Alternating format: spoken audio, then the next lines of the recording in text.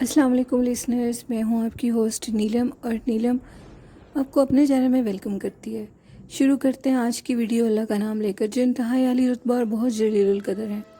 Listeners, یہ story ہمارے ساتھ وحید خان نے شیئر کی ہے، جو کہ سرگودا پاکستان کے رہائشی ہیں۔ وہ بتاتے ہیں کہ یہ سٹوری بالکل میری آنکھوں دیکھی ہے، اور یہ ہم لوگوں کے گاؤں کی سٹوری ہے۔ وہ بتاتے ہیں کہ ہم لوگوں کے گاؤں میں ایک غریب مطلب کہ نوکر تھا، ذمہ داروں کا ایک شخص رہتا تھا، جس کے اوپر ذمہ داروں نے کافی ظلم زیادتی کی اور اس کے اوپر کتے چھوڑ دیا اور اس کے بعد اس کو مار دیا۔ اس کا بیٹا جو کہ 10-12 سال کا تھا، تب اس نے اپنی آنکھوں سے دیکھا کہ کیسے بے دردی سے اس کے باپ کو کتے چھوڑ کر مار دیا گیا ہے۔ اس لڑکے کا نام ببر خان تھا، اور وہ بتاتے ہیں کہ اس نے اسی دن سے ٹھان لیا تھا کہ میں ان ذمہ داروں سے اپنے باپ کا بدلہ ضرور لوں گا۔ وہ بتاتے ہیں کہ اس کے بعد وہ لڑکا ببر خان جادو ٹونے کے کاموں میں پڑ گیا۔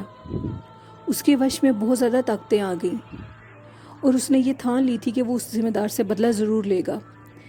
اب وقت گزرتا گیا، سب اس بات کو بھول چکے تھے، لیکن ببر خان اس بات کو نہیں بھولا تھا، کیونکہ اس کے باپ کے ساتھ بہت زیادہ ظلم زیادتی ہوئی تھی۔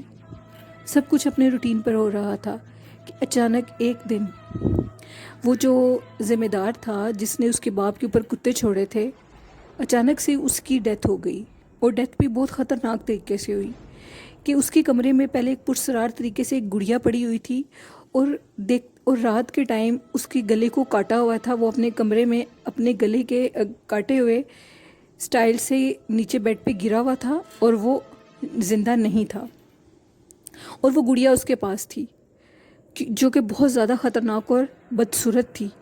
اس کی آنکھیں بہت زیادہ وحشت ناک تھیں۔ سب لوگ بہت حیران ہوئے تھے کہ اس کے کمرے میں یہ گڑیا کہاں سے آئی ہے، لیکن جیسے سب لوگ آئے تو وہ کیا دیکھتے ہیں کہ وہ گڑیا پہلے تو اپنی جگہ پہ جہاں پہ وہ اس کا بیڈ تھا وہاں پہ تھی، لیکن جیسے ہی وہ لوگ اندر آئے، انہوں نے اس گڑیا کو دیکھا تو سب لوگ اس کو اٹھانے میں اس طرح مطلب مصروف ہو کر پریشان ہو گئے۔ اس کے بعد ان کی نظر اس گڑیا پہ پڑی تو وہ گڑیا ادھر موجود نہیں تھی، لیکن کسی کے ذہن میں بھی گڑیا والی بات نہیں آئی۔ خیر، انہوں نے یہ قتل سمجھا، اور انہوں نے کہا کہ کوئی چور وغیرہ آیا ہوگا تو اسی نے یہ سب کچھ کیا ہے۔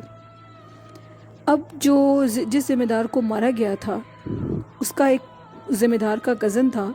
اس ذمہ دار شخص کا نام شیئر کرنے سے وحید خان نے ہمیں منع کیا ہے، اور انہوں نے کہا کہ اب کچھ عرصے کے بعد وہ جو ببر خان تھا، وہ اس گاؤں کا بہت بڑا عامل بن گیا اور کافی امیر ہو گیا۔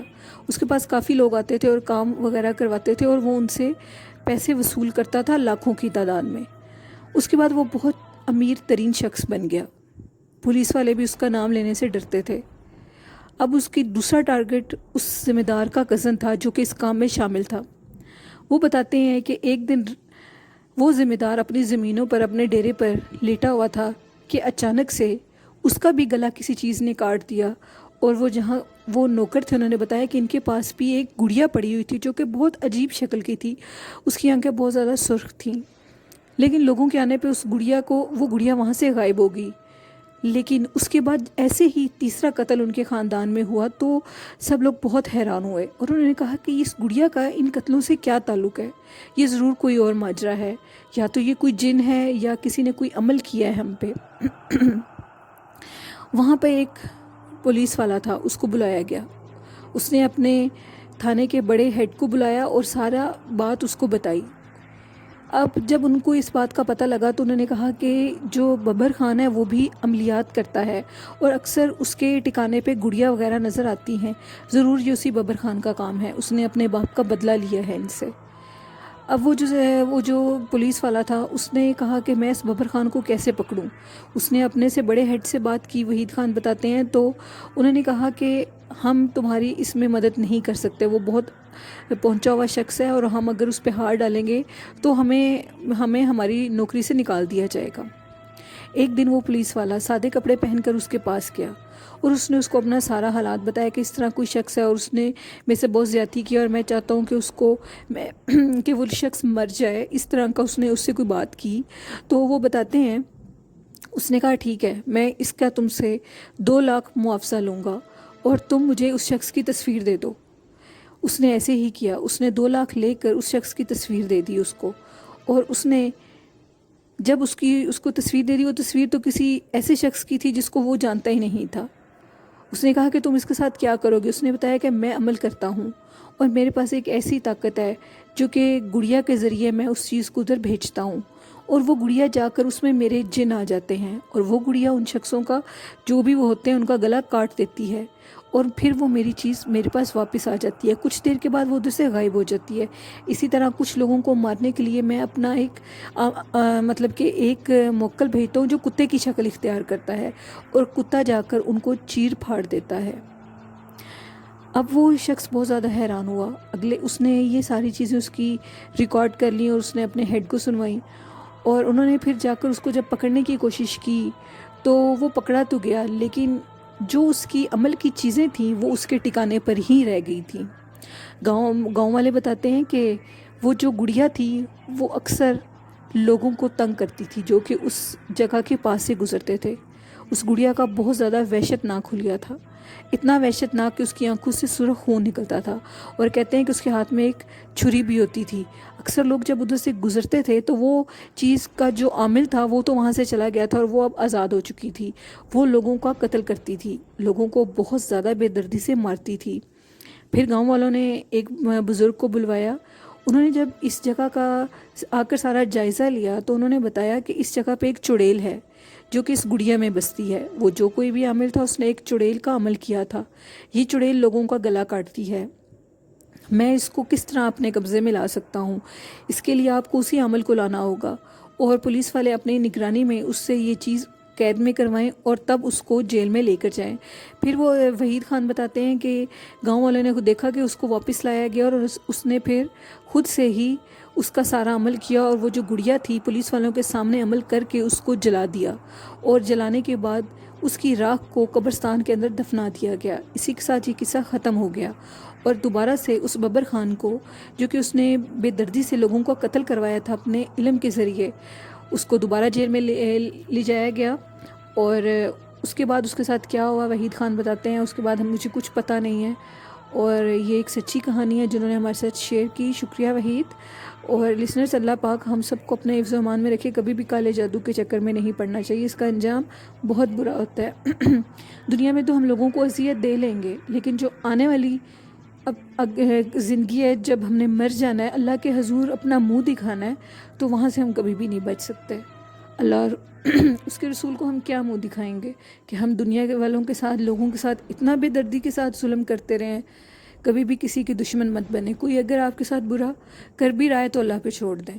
اللہ سب سے بڑا منصف ہے، اور وہ انشاءاللہ ضرور بدلہ لے گا، کیونکہ اللہ پہ جو بدلہ چھوڑ دیا جاتا ہے اس کا انصاف ضرور ہوتا ہے۔ اگر ہم خود سے کسی کو بددعائیں دیں، کسی کے ساتھ برا کریں، اس پہ کالا علم کریں، تو اس کا کوئی فائدہ نہیں ہے۔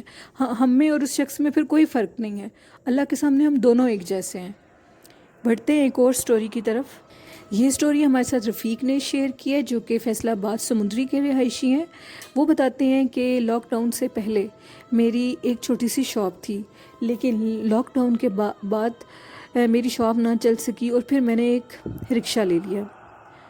میری والدہ جو کہ سمندری سے 2-3 گھنٹے کی مسافت پر ایک گاؤں ہے، وہ ادھر رہتی تھیں۔ میرے بڑے بھائی اس جگہ پہ رہتے تھے۔ میں اس جگہ کا نام شیئر نہیں کروں گی کیونکہ انہوں نے مجھے نام شیئر کرنے سے منع کیا ہے۔ وہ بتاتے ہیں کہ میری والدہ میرے پاس رہنے کے لیے آئی ہوئی تھی۔ میرا جو رکشہ ہے وہ چنچی رکشہ ٹائپ ہے، لیکن وہ پیچھے سے بند ہے، آٹو ٹائپ بھی لگتا ہے۔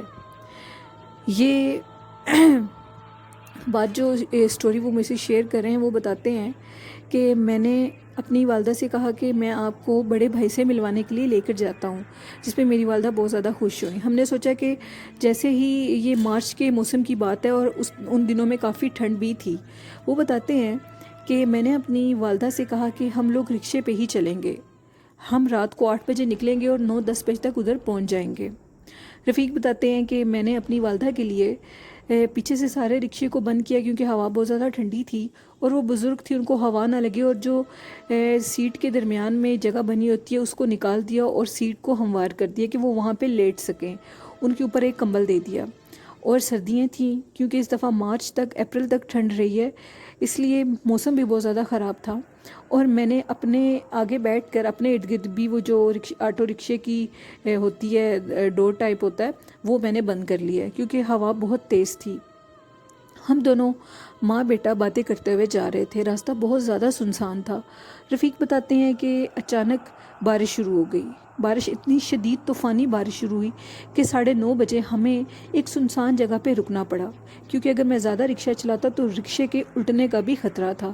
میں نے ایک درخت کے سائے میں رکشے کو روک لیا اور اپنی والدہ سے کہا کہ آپ بھی اللہ پاک کا ذکر کریں اور درود شریف اور آیت الکرسی پڑھیں، اللہ پاک ہمیں خیر خیریت سے اپنی منزل تک پہنچا دے۔ ابھی ہمارا راستہ ختم ہونے میں 1.5 گھنٹہ باقی تھا۔ ابھی بارش تھم نہیں رہی تھی۔ میری والدہ نے کہا کہ ہم کتنی دیر ادھر کھڑے رہیں گے۔ اچانک سے رفیق کہتے ہیں کہ مجھے حاجت ہوئی اور میں حاجت کے لیے رکشے سے باہر نکلا۔ میں جھاڑیوں میں جا کر بیٹھا تو میں کیا دیکھتا ہوں، میرے سامنے ایک بہت خوفناک حلیے کی چیز کھڑی ہے جو کہ جس کے جسم کی شیپ تو عورت کی طرح ہے، اس کے جسم کے اوپر ریچھ کی طرح لمبے لمبے بال ہیں اور اس کا شکل بالکل کتے کی طرح ہے۔ میں نے اس چیز کو دیکھا تو میرے رونگٹے کھڑے ہو گئے۔ میں نے جلدی سے اٹھا اور میں اپنے رکشے کی طرف بڑھا۔ میں بہت زیادہ گھبرایا ہوا تھا اور اونچی اونچی آیت الکرسی پڑھ رہا تھا۔ میں نے جلدی سے رکشے کو سٹارٹ کیا۔ میری والدہ نے کہا کہ رفیق تم کدھر جا رہے ہو، بارش بہت تیز ہے۔ میں نے کہا امی آپ دعا کریں کہ ہم جلدی سے اپنی منزل تک پہنچ جائیں۔ میں نے اپنی والدہ کو یہ بات ظاہر نہیں ہونے دی کیونکہ وہ بزرگ تھیں اور وہ پریشان ہو جاتی۔ اب میں کیا دیکھتا ہوں کہ وہ چیز میرے رکشے کے ساتھ برابر بھاگ رہی ہے۔ وہ بہت خوفناک حلیے کی چیز تھی اور وہ اونچی اونچی چیخیں مار رہی تھی۔ وہ خوفناک حلیے میں تھی۔ پہلے تو وہ بالکل میرے رکشے کے قریب آ گئی اور اس نے میرے رکشے کے شیشے کے اوپر اپنے پنجے مارے۔ مجھے یاد آیا کہ میرے رکشے میں ٹیپ ریکارڈر پڑی ہے۔ میں نے اس کے اوپر قرآن پاک کا تلاوت لگا دی۔ اب وہ چیز کی رفتار میرے رکشے کے ساتھ کم ہونے لگی۔